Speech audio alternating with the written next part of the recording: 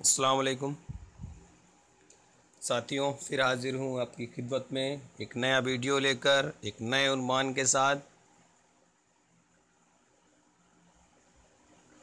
हमारे कुछ साथियों ने कई बार कमेंट में लिखा है कि पेपर की तैयारी करने से पहले अगर एक सीटेट का पेपर अपलोड किया जाए तो वो बेहतर होगा। तो उनके मशवरे को मानते हुए मेरे भी जहन में आया कि कुछ साथी ऐसे हैं जो पहली बार ही वीडियो देख रहे हैं और कुछ साथी जो पहली बार सीटेट का इम्तहान देने की तैयारी कर रहे हैं। और हो सकता है कि इंशाल्लाह एक दो दिन में बीएड वालों को भी प्राइमरी में शामिल होने का मौका मिल जाए। तो इन सब बातों को जहन में रखते हुए सोचा कि ना हो एक पेपर सॉल्व किया जाए। तो आज हम आप लोगों के सामने सीटेट उर्दू लैंग्वेज का एक पेपर सॉल्व करेंगे जो कि फ़र्स्ट पेपर है। तो इसमें आपको बताना चाहेंगे कि एक फ़र्स्ट लैंग्वेज होती है और दूसरी सेकंड लैंग्वेज होती है। तो बहुत से साथी फार्म ऑनलाइन कर रहे हैं, कुछ लोगों ने कर दिया है। कई लोगों ने पूछा है कि फ़र्स्ट लैंग्वेज ली जाए या सेकंड लैंग्वेज पे उर्दू को रखा जाए। तो मैं उनको एक मुख्तसर बात बताना चाहूँगा कि फ़र्स्ट पेपर अगर आप फ़र्स्ट लैंग्वेज लेते हैं तो आपको एक दो इक़्तिबास आएंगे, जिसमें से एक नसरी इक़्तिबास होगा और एक शेरी इक़्तिबास होगा। अगर आप फ़र्स्ट लैंग्वेज सेलेक्ट करते हैं उर्दू को तो उसमें दो इक़्तिबास में से एक नस्र का और एक नज़्म का इक़्तिबास होगा। लेकिन अगर आप दूसरी लैंग्वेज पे सेलेक्ट करते हैं सेकंड पे, तो आपके दोनों इक़्तिबास जो हैं वो नस्र में ही पूछे जा रहे हैं। ज़्यादातर देखा गया है कि सेकंड लैंग्वेज में नस्र पर ही दोनों इक़्तिबास आ जाते हैं। आप लोगों को बताना चाहूँगा कि जितना आसान नसरी इक़्तिबास को सॉल्व करना है उतना आसान शेरी इक़्तिबास को सॉल्व करना मुश्किल है, क्योंकि उसमें आपको पहले तशरीह करनी होगी, उसके बाद ही आप सवालों के जवाब दे पाएंगे। लेकिन जो नसरी इक़्तिबास है यानी कि गद्यांश की मैं बात कर रहा हूँ, पहले भी मेरे वीडियो हैं जिनमें मैंने एक इक़्तिबास पर बहुत ही अच्छी तरह से वीडियो अपलोड किया है। आप लोग वो भी वीडियो ज़रूर देखें। तो दोनों चीज़ें आपको बता दी गई हैं। 15 क्वेश्चन इक़्तिबास से होते हैं, तो आपको जो अच्छा लगे वो आप उस नंबर पे उर्दू को सिलेक्ट कर सकते हैं। बाकी 15 आपके पेडागोगी से होंगे, टीचिंग से संबंधित होंगे कि आपको क्या पढ़ाना है। उस पर भी वीडियो कई अपलोड कर दिए गए हैं, तो आप उनको ज़रूर देखें और उनको अपनी कॉपी में नोट ज़रूर करें। तो ये वीडियो हम आपको जो सॉल्व कर रहे हैं पेपर, उसको हम मीनिंग को भी आपसे मुतालबा करेंगे, ज़्यादा से ज़्यादा अच्छे तरीके से आपको समझाने का प्रयास करेंगे। तो आइए देखते हैं हम उर्दू लैंग्वेज का फ़र्स्ट पेपर का फ़र्स्ट लैंग्वेज देखते हैं। ये पर्चा नंबर 1। तो इसमें आपको बताना चाहूँगा कि जो ज़बान फ़र्स्ट के सवाल नंबर 91 था 120 तक होंगे। अगर आपने दूसरी ज़बान को सिलेक्ट किया है दूसरे नंबर पे, तो आपके 121 से 150 तक सवाल के जवाब देने हैं। आइए देखते हैं इसका हिस्सा 4th में आएगा ये ज़बान 1। तो देखिए, सबसे पहले दिया गया है हिदायत में कि दिए गए शेरी हिस्से को पढ़ें और दिए गए मुतवादिल में से किसी एक मुनासिब तरीन मुतवादिल का इंतखाब कीजिए। मतलब जो शेरी हिस्सा दिया गया है, पहले हम उसको अच्छी तरीके से पढ़ेंगे और उसके बाद जो उस पर सवाल मुश्तमिल हैं उनका जवाब देने। यानी कि जो कविता के ज़रिए ये लिखा हुआ है यही आपका हिंदी में आएगा, तो उसको हम आसानी से पढ़ेंगे, उसको मीनिंग को समझेंगे और उसके बाद जो प्रश्न उसके दिए गए हैं उन पर हम गौर करेंगे। लेकिन हम यहाँ पर आपको एक तरीका बताना चाहेंगे कि आप सबसे पहले नज़्म का इक़्तिबास तो पढ़ लें, लेकिन नसरी इक़्तिबास ना पढ़ें, क्योंकि वो उसमें बहुत ज़्यादा वक्त लगता है। तो इसमें हम आपको कुछ ही समय लगता है जिसकी वजह से आप इसको पढ़ सकते हैं, कुछ ज़्यादा वक्त नहीं लगेगा। इस पर भी मैंने इससे पहले वीडियो बनाया है, उसको ज़रूर देखें। तो देखिए ये लिखा है, इब्न मरियम हुआ करे कोई, मेरे दुख की दवा करे कोई, ना सुनोगर बुरा कहे कोई, ना कहोगर बुरा करे कोई, रोक लो गर गलत चले कोई, बख्श दो गर ख़ता करे कोई, कौन है जो नहीं है हाजतमंद, किसी की हाजत रवा करे। तो ये कुछ वक्त में ही आपका शेरी जो हिस्सा पढ़ा जा सकता है। उसके बाद देखते हैं इनके सवालात पर हम एक नज़र डालते हैं। इब्न मरियम किसे कहते हैं? तो ऊपर है इब्न मरियम हुआ करे कोई, मेरे दुख की दवा करे। तो यहाँ पर मैं आपको बताना चाहूँगा कुछ मीनिंग आपको अपने आप से याद होने चाहिए। तो इब्न मरियम जो है वो हज़रत ईसा अलैहिस्सलाम के लिए इस्तेमाल किया जाता है। तो ऑप्शन में देखो, हज़रत यूसुफ़ दिए हैं, हज़रत मूसा दिए हैं, हज़रत इब्राहीम दिए हैं, और 4th नंबर पे आप देखते हैं तो हज़रत ईसा अलैहिस्सलाम का नाम दिया गया है। तो सवाल जो सही है वो 4th नंबर सही है। देखिए उसके बाद 92 नंबर सवाल देखते हैं, अगर कोई किसी को बुरा कहे तो क्या करना चाहिए? बुरा भला कहना चाहिए, समझाना चाहिए, शौक़ से सुनना चाहिए, सुनना नहीं चाहिए। तो हम इसको पहले देखेंगे। ना सुनो अगर बुरा कहे कोई, ना कहो अगर बुरा करे कोई। तो यहाँ सवाल क्या है कि बुरा कहे तो क्या करना चाहिए? सुनना ही नहीं चाहिए। अगला सवाल देखते हैं 93 नंबर, शायर ख़ता करने वाले के साथ कैसा करने के लिए कह रहा है? तो इसको देखते हैं। रोक लो गर गलत चले कोई, बख्श दो गर ख़ता करे कोई। गलत माफ़ करने की बात आई है, क्षमा करने की बात आ रही, किसी की गलती अगर हो जाती है तो उस गलती को हम दूर कर देंगे। तो देखिए, सज़ा देने को, मारने ना देने को, बख्श देने को, मार देने को। तो इस इक़्तिबास में बख्शने की बात कही गई है, तो इसका ऑप्शन 3 नंबर बख्श देना को ही सही मानेंगे। अगला सवाल है 94 नंबर, गलत रास्ते पर चलने वालों के साथ क्या करना चाहिए? रोक लो गर गलत चले कोई, मतलब जो गलत चल रहा है उसको रोकने की कोशिश करो। तो देखते हैं इसमें कौन सा ऑप्शन होगा। उसको रोकना चाहिए, उनके साथ बुरा सलूक करना चाहिए, उनके साथ हौसला अफजाई करना चाहिए, उनका गलत काम में साथ देना चाहिए। तो देखिए, वैसे भी अगर आप इसको पढ़ना चाहेंगे कि अगर गलत रास्ते पर चलने वालों के साथ क्या करना चाहिए, तो उसको रोकने के लिए बताना चाहिए कि भाई इस रास्ते पर मत जाओ, ये गलत रास्ता है। अगला सवाल देखते हैं 95 नंबर, शायर ने हाजतमंदों के लिए क्या करने को कहा है? तो उन्होंने कौन है जो नहीं है हाजतमंद, किसकी हाजत रवा करे कोई।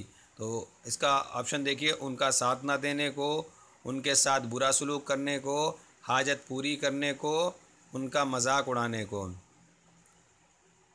तो इसका जो सही जवाब है, हाजतमंदों के लिए क्या करने को कहा है शायर ने, कि उनकी जो हाजतें पूरी हैं उनको पूरी किया जाए, पूरा किया जाए। तो ऑप्शन 3 नंबर इसका भी सही है।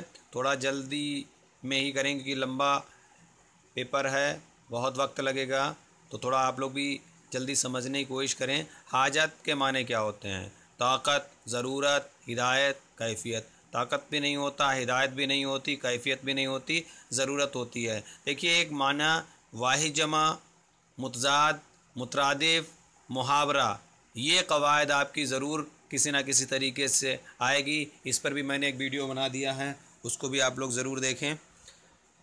आगे देखते हैं, नीचे दी गई अब एक दूसरा इक़्तिबास है। नीचे दी गई इबारत को पढ़िए और दिए गए मुतवादिल में से किसी एक मुनासिब तरीन मुतवादिल का इंतखाब कीजिए। तो हमने पहले बताया है कि नसरी इक़्तिबास को ना पढ़ के हम सबसे पहले सवाल को पढ़ेंगे। मोहम्मद अली ने इब्तदाई तालीम कहाँ हासिल की?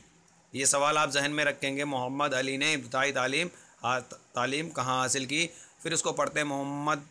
मौलाना मोहम्मद अली बचपन में ही से बहुत होशियार और पढ़ने लिखने के बहुत तेज़ थे। रामपुर में इब्तिदाई तालीम हासिल की। तो आप देखते हैं इसमें ऑप्शन रामपुर आता है।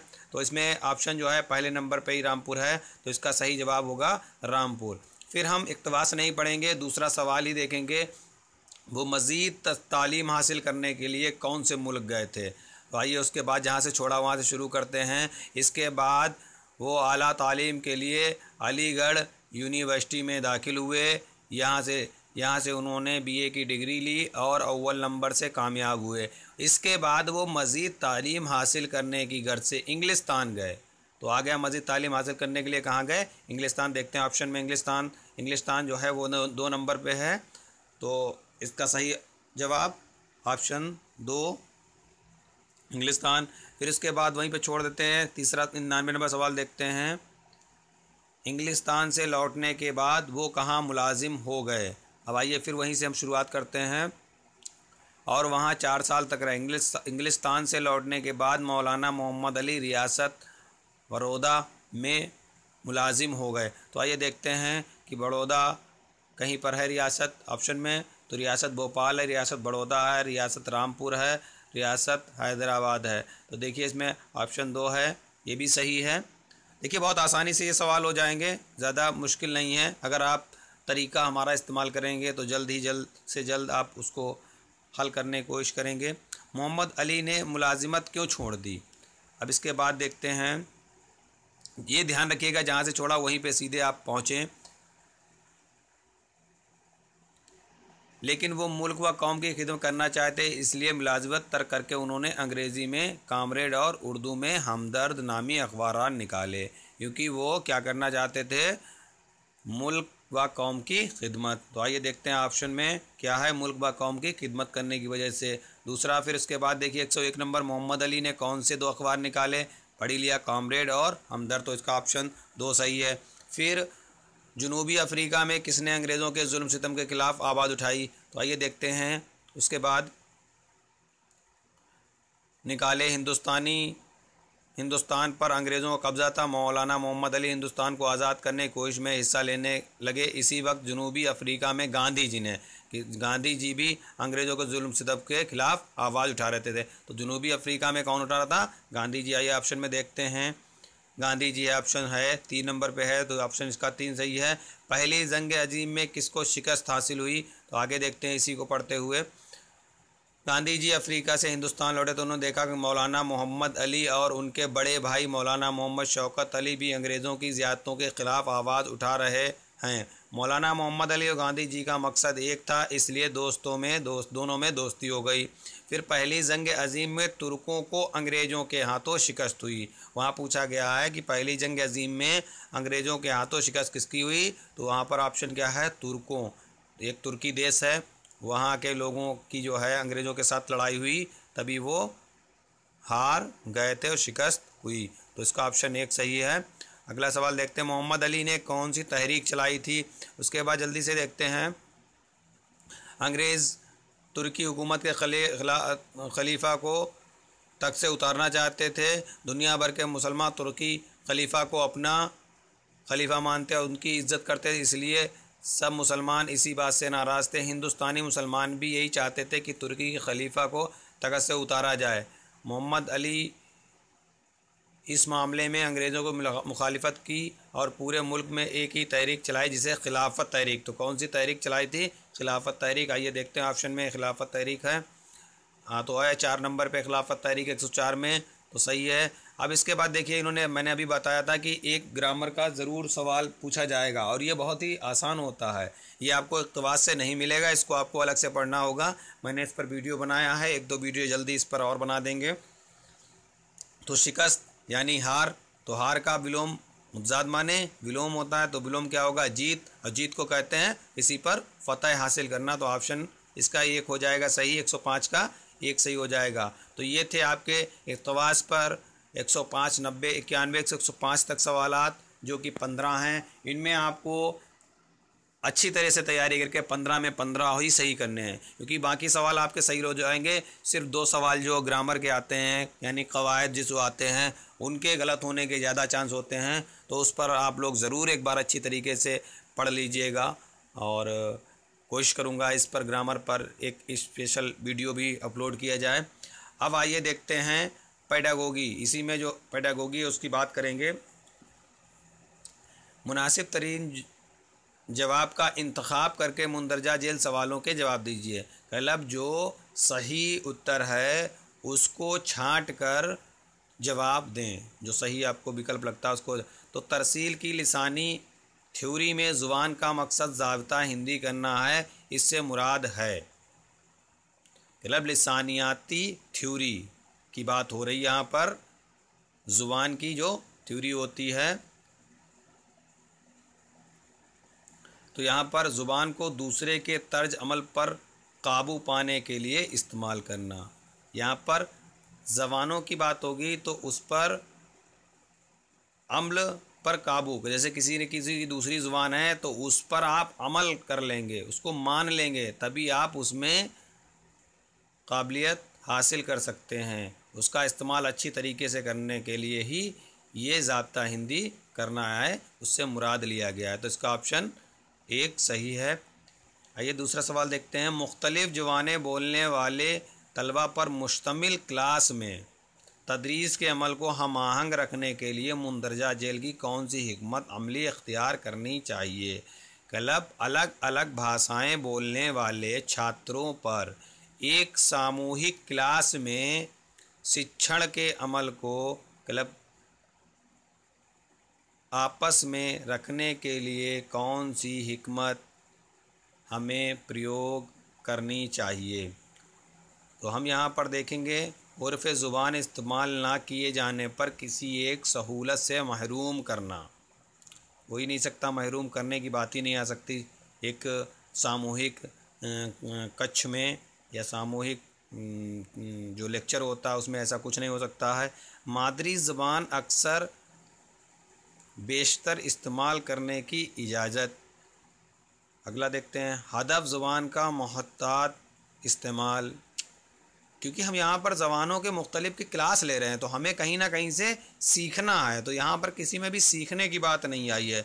सीखने और तरसील को फ़रोग़ देने के लिए वाज़ाब्ता बाहमी बातचीत और सरगर्मियाँ। मतलब अगर आप ज़बान को मुख्तलिफ़ ज़बानों को सीखना चाहते हैं तो उसका सबसे अच्छा और बेहतर तरीका ये होता है कि आपस में बातचीत हो, बहस हो, जिससे एक दूसरे के अल्फाज हुरूफ एक दूसरे के में मिलें और जिससे हमारे ज़बान में बोलने पर इख्तियार हो।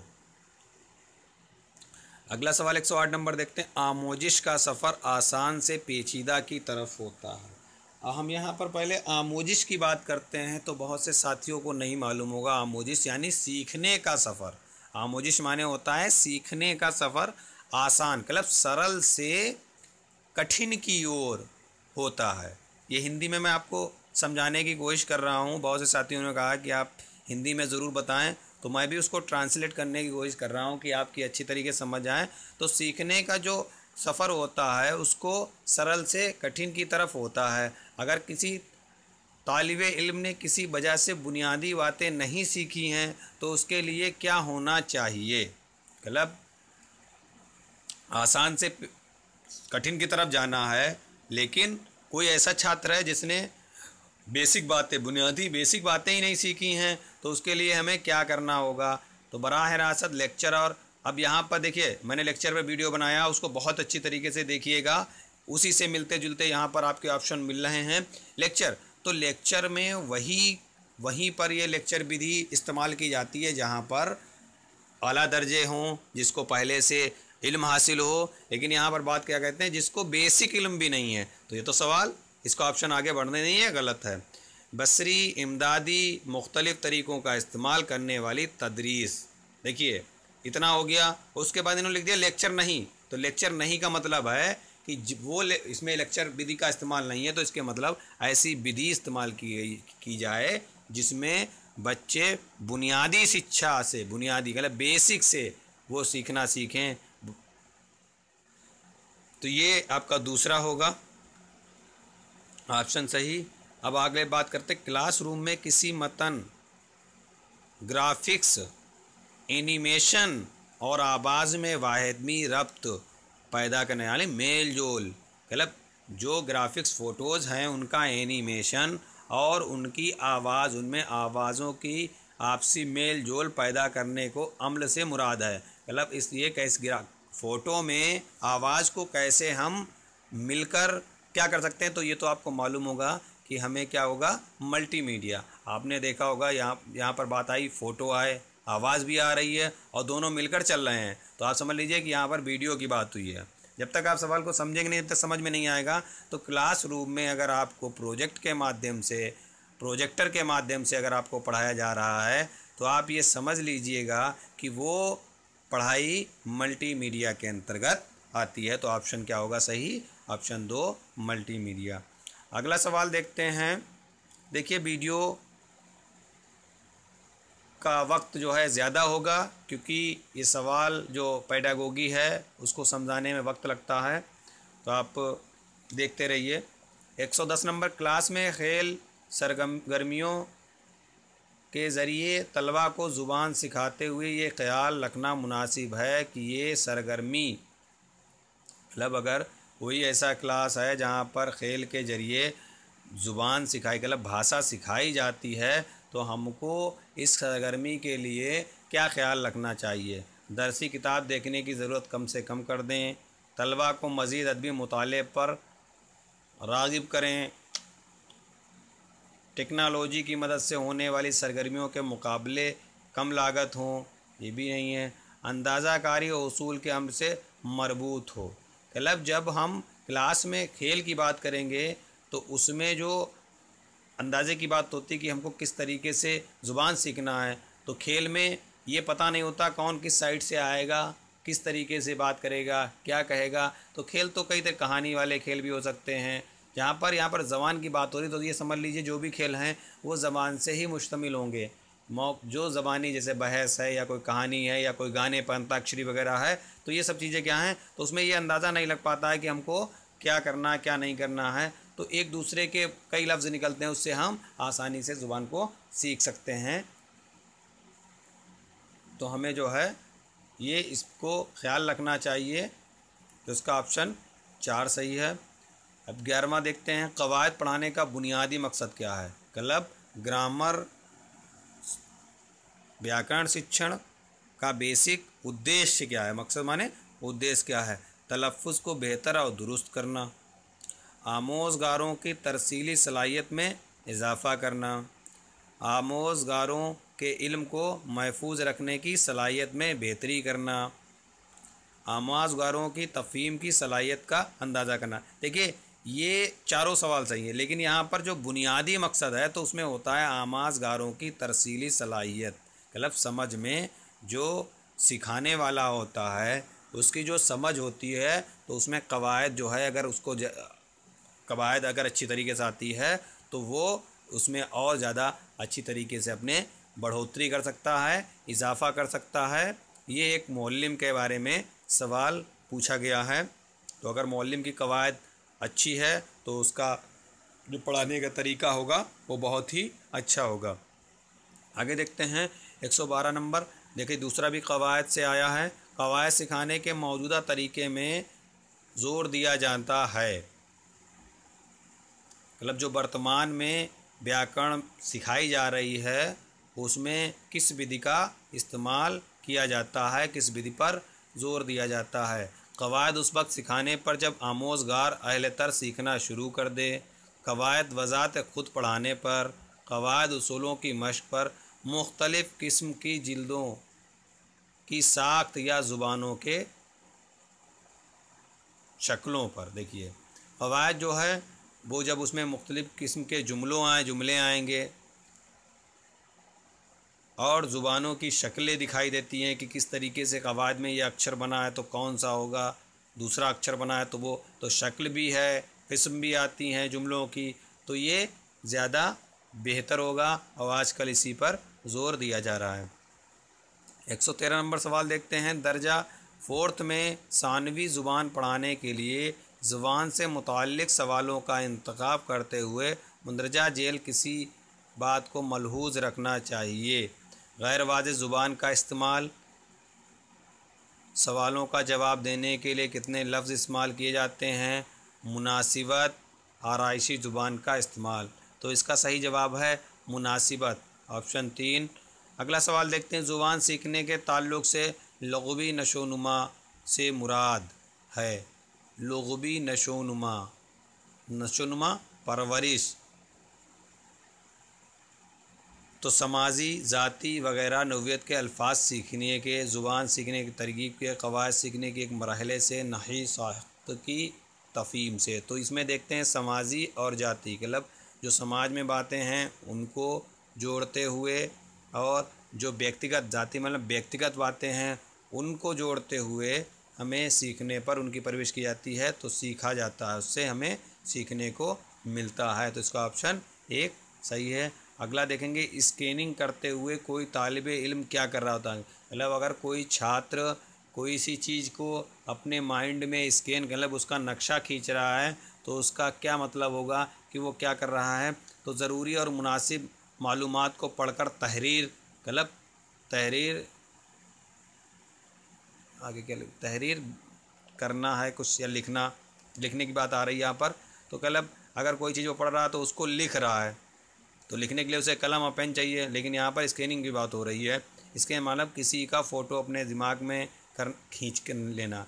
तो मालूमात को तरतीब देने के गर्ज से किसी तहरीर को समझने के लिए पढ़ना, क्योंकि जो स्कैन किया जा रहा है वो लिखा हुआ कुछ ना कुछ होगा।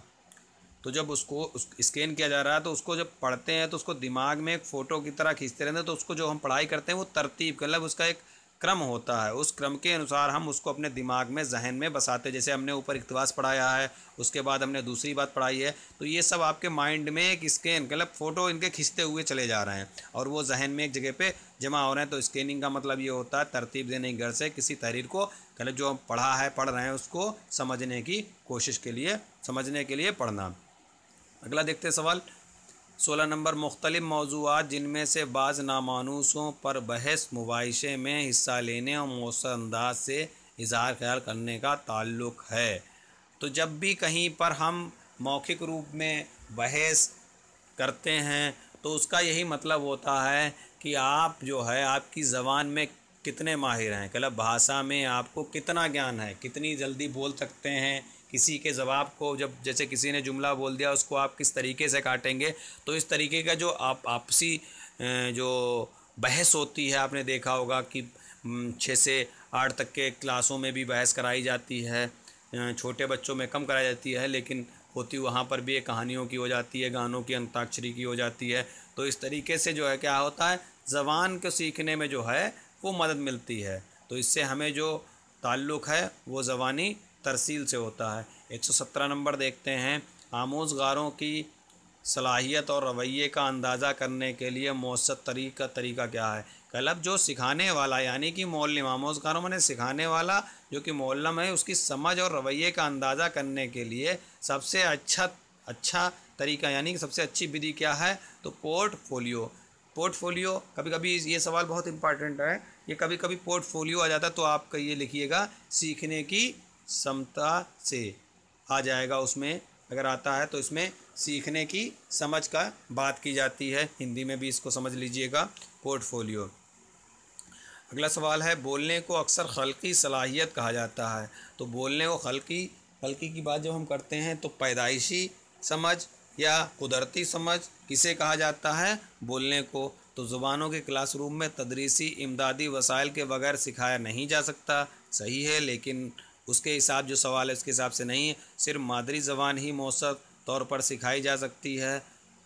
सेहतमंद इंसान होता है कुदरती तौर पर बोलने की सलाहियत हासिल कर लेते हैं। तो खल्की माने कुदरती की बात आई है, तो कुदरती समझ जो है वो वाकई में उसको ही हासिल होती है जो सेहतमंद होता है, तंदुरुस्त होता है, क्योंकि जब उसका स्वास्थ्य अच्छा होता है तो उसका जहन भी अच्छा होने लगता है, क्योंकि उसको कोई बीमारी नहीं होती है, उसको पढ़ने में मन भी लगता है और उसके तर्क करने की क्षमता भी होती है। आपने देखा होगा प्रतिभाशाली बच्चे साफ़ सुथरे भी रहते हैं, काबिल भी होते हैं, हर चीज़ में उनको महारत होती है, इसीलिए वो प्रतिभाशाली छात्र कहलाते हैं प्रतिभाशाली बच्चे ही।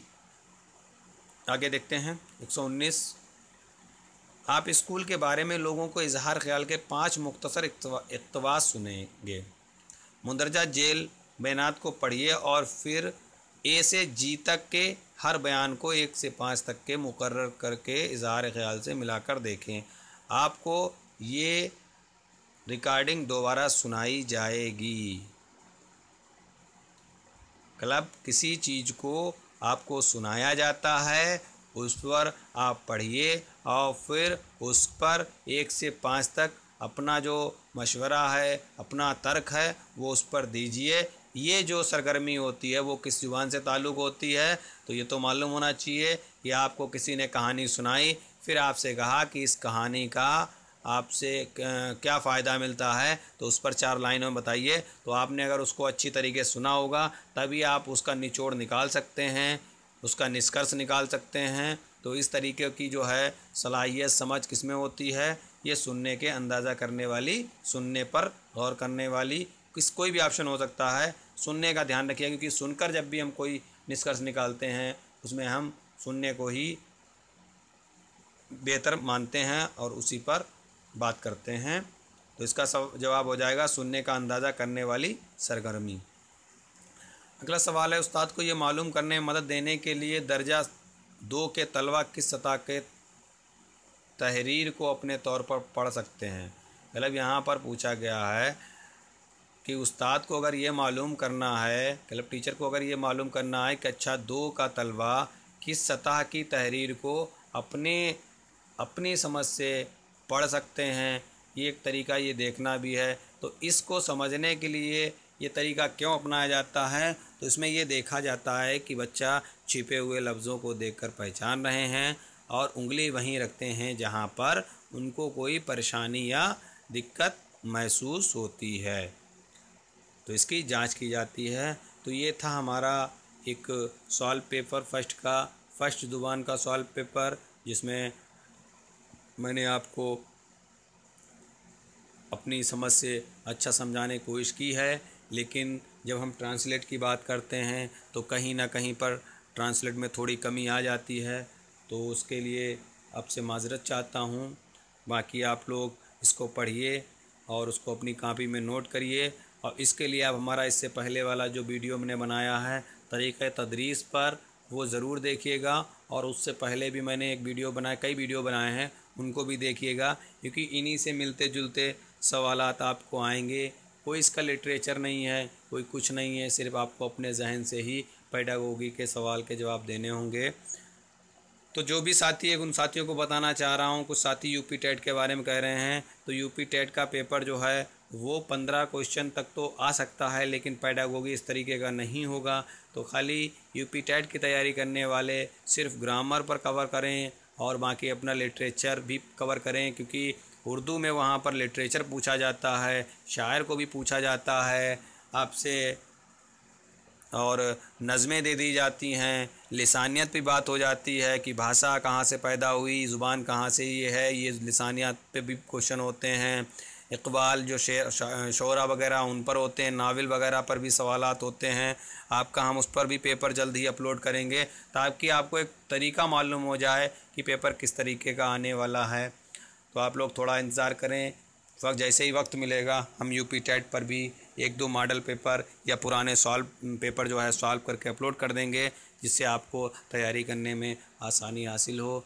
इसी के साथ अल्लाह हाफिज़।